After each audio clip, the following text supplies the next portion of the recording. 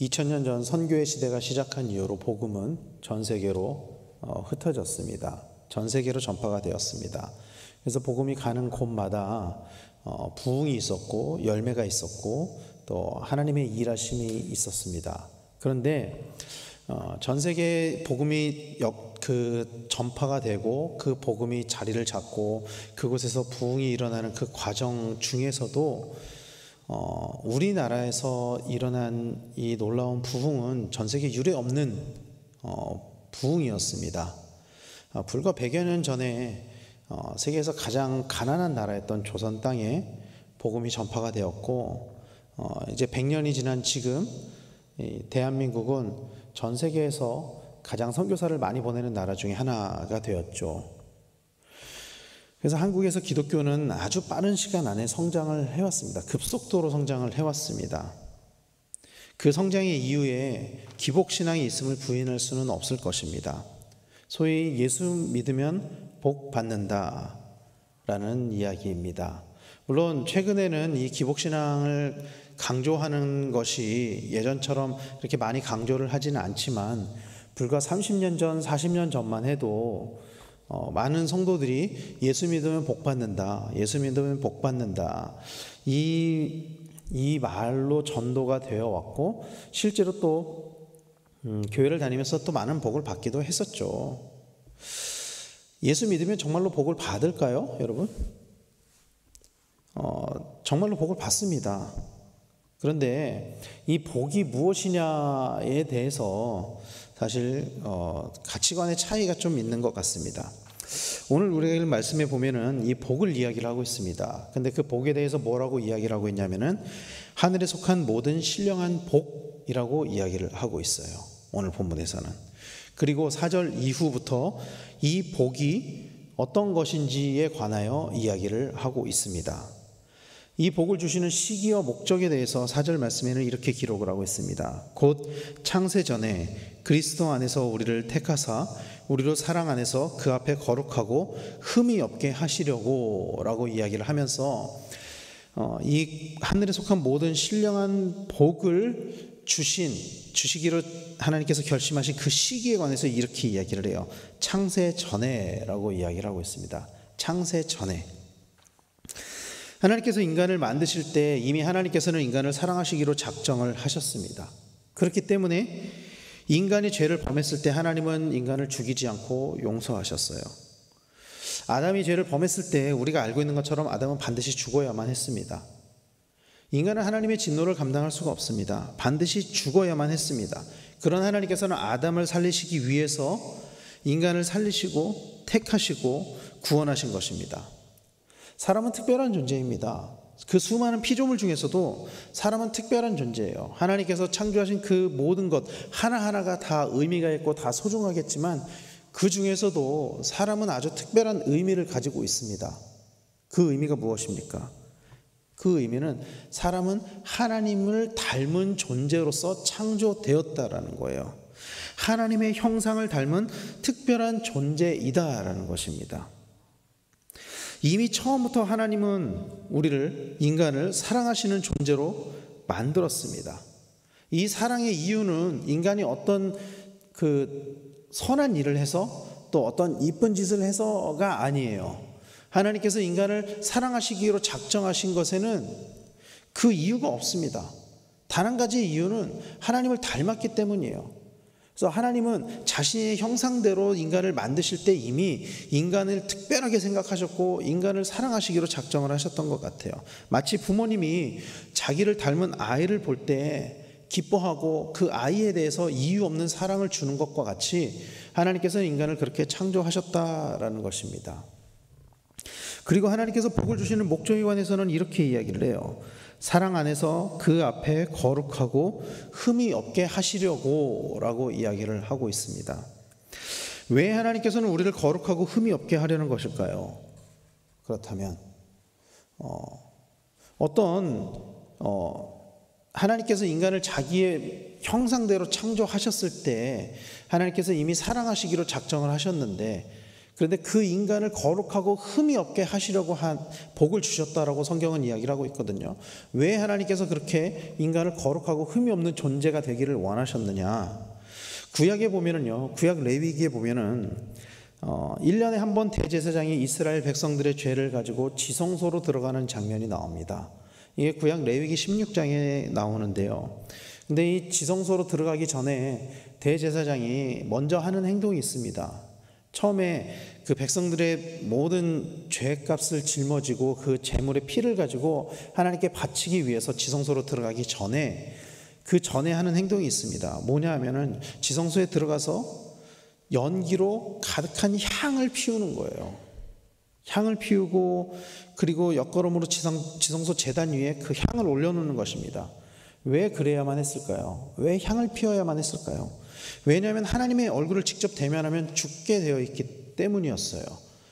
거룩하신 하나님, 죄가 없으신 하나님, 흠이 없으신 하나님을 죄가 있는 인간이 대면했을 때 반드시 죽게 되어 있었기 때문에 대제사장은 그 제사를 드리기 전에 먼저 향을 피웠다라는 거예요. 사랑하는 성도 여러분, 하나님께서는 우리와 얼굴을 마주 보고 싶어 하십니다. 하나님은 우리와 함께 하기를 원하세요.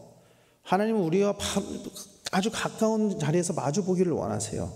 그렇기 때문에 우리를 거룩하게 하시기를, 우리가 거룩하게 되기를 원하신다라는 것입니다. 우리에게 그 복을 주시는 이유는 하나님께서 우리와 함께 하기 위함이라는 것을 우리는 기억해야만 합니다. 그렇다면 이 복의 정체에 관해서는 뭐라고 이야기를 할까요?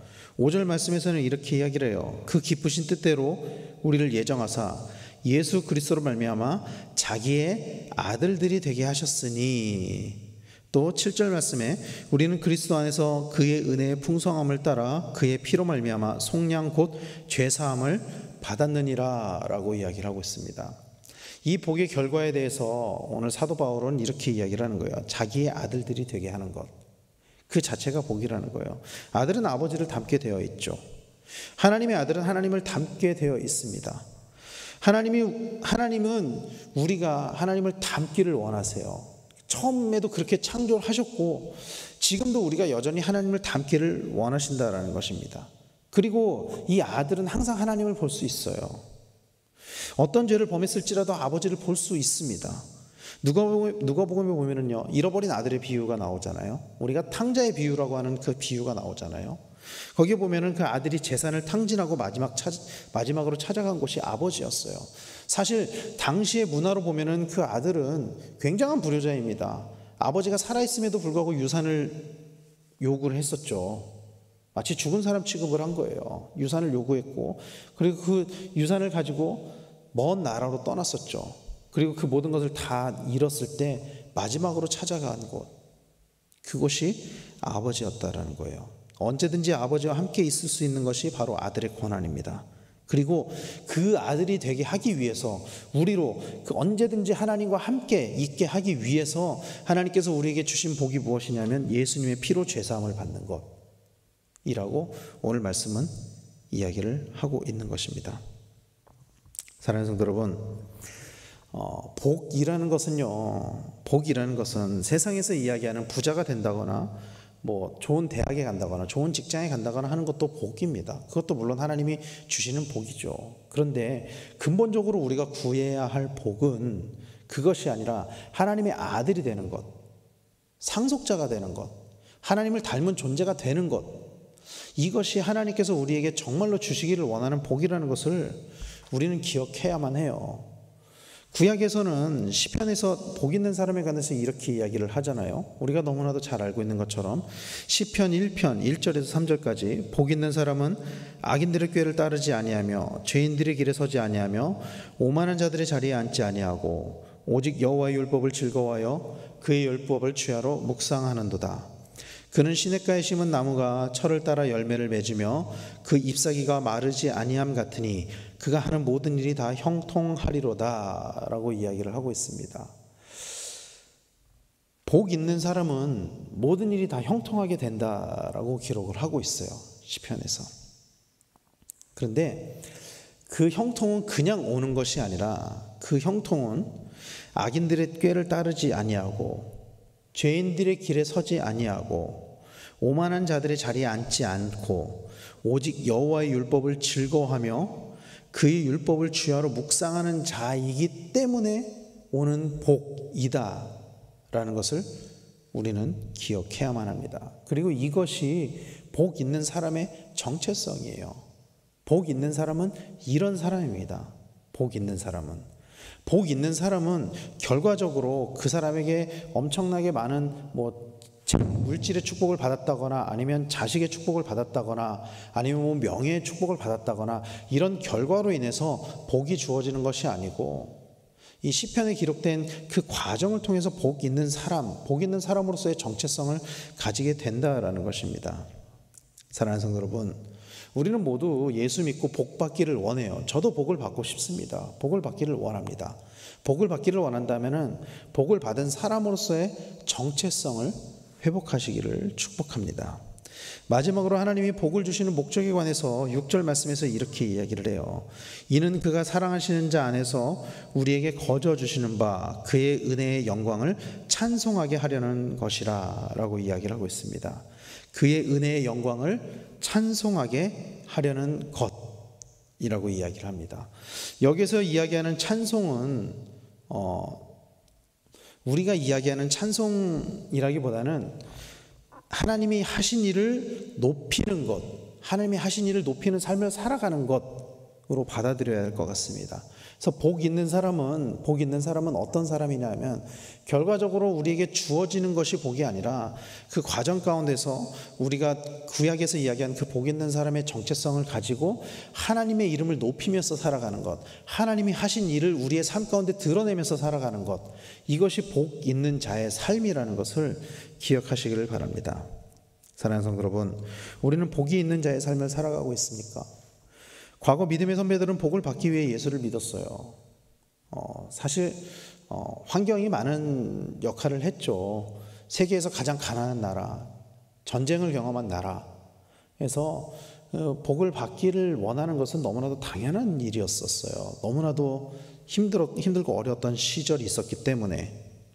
그런데 더 이상 그 복이 필요하지 않게 되자, 그러니까 하나님이 필요하지 않게 되니까 수많은 사람들이 하나님을 떠나갔습니다. 그래서 한국 기독교가 폭발적인 성장을 경험하다가 어느 순간부터 정체가 되고 어느 순간부터는 성도의 수가 점점 줄어들고 있잖아요.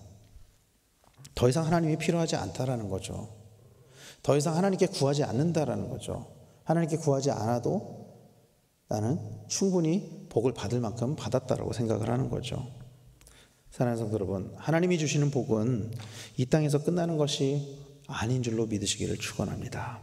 영원한 하나님 나라야말로 하나님이 주시기를 원하시는 진정한 보물이라는 것을 믿기를 바랍니다. 하나님의 아들이 되는 것, 하나님을 닮은 삶을 살아가는 것이야말로 진정한 축복이라는 것을 믿으시길 바랍니다. 예수 믿고 복 받는 우리 성도님들 다 되시기를 축원합니다. 그러기 위해 날마다 하나님과 동행하는 우리 성도님들이 되시기를 바랍니다. 하나님과 함께하는 것 자체가 복이에요. 그래서 우리는 그것을 구해야만 해요.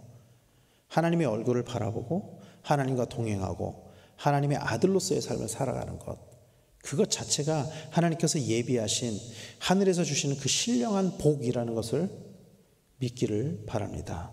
에베소서를 쓸 때 바울의 상황은 우리가 알고 있는 것처럼 에베소서는 옥중서신이라 그래서 감옥에 갇혔을 때 쓴 편지라 그러잖아요.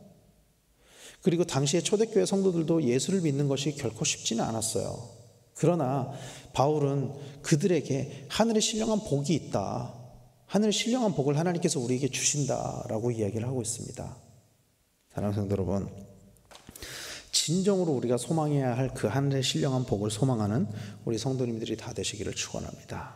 그래서 날마다 하나님과 동행하고 하나님의 형상을 회복하면서 살아가시는 우리 성도님들이 다 되시기를 축원합니다. 하나님의 은혜 안에 오늘 하루도 또 우리의 모든 삶 가운데 복된 삶을 살아가시는 우리 성도님들 다 되시기를 예수님의 이름으로 간절히 축원합니다. 기도하겠습니다.